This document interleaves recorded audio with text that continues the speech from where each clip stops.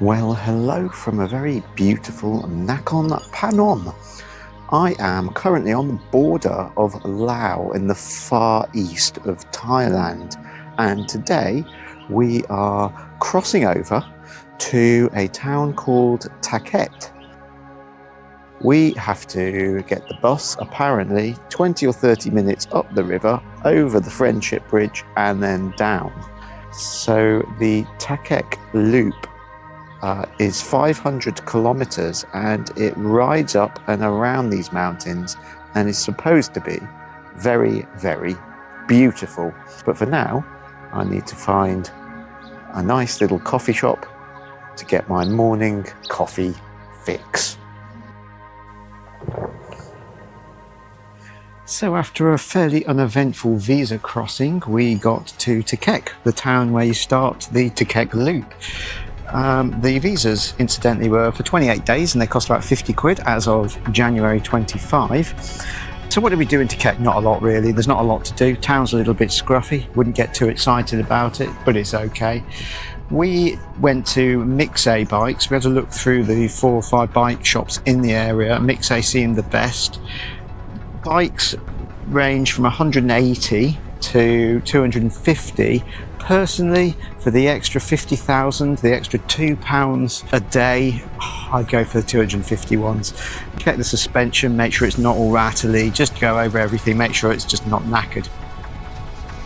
One other thing I might advise is buying a helmet there. There are 2 or 3 shops in the main sort of tourist square where the big temple is that sell motorbike helmets. So at least you've got like a clean visor and everything else, there's no scratches. I bought one, cost £16. It was called an Asia.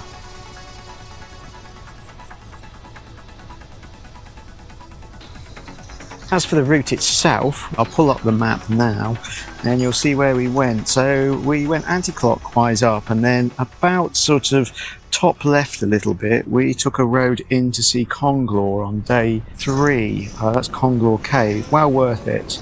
Really beautiful, and there's an extra cave there as well, a bonus cave if you like, kind of like Kong Lor but without the river and without the tourists. So yeah, we then came back out and carried on around the loop.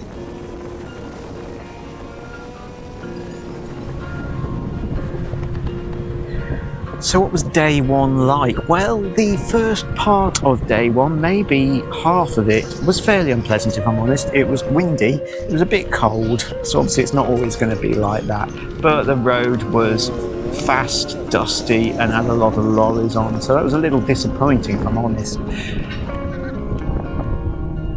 It did peter off in the end though, as the lorries turned off towards Vietnam. We stopped at a couple of viewpoints as well on the way, which were great.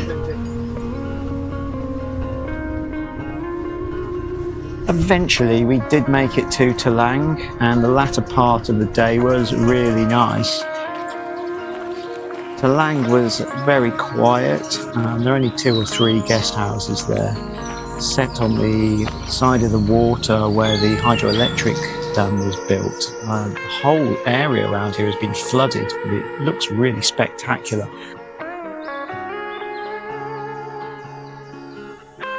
So that's day 1. Thanks for listening. Do subscribe if you want to hear about the rest of the days and some real life stories of people having quite serious accidents and how to avoid them. See you then.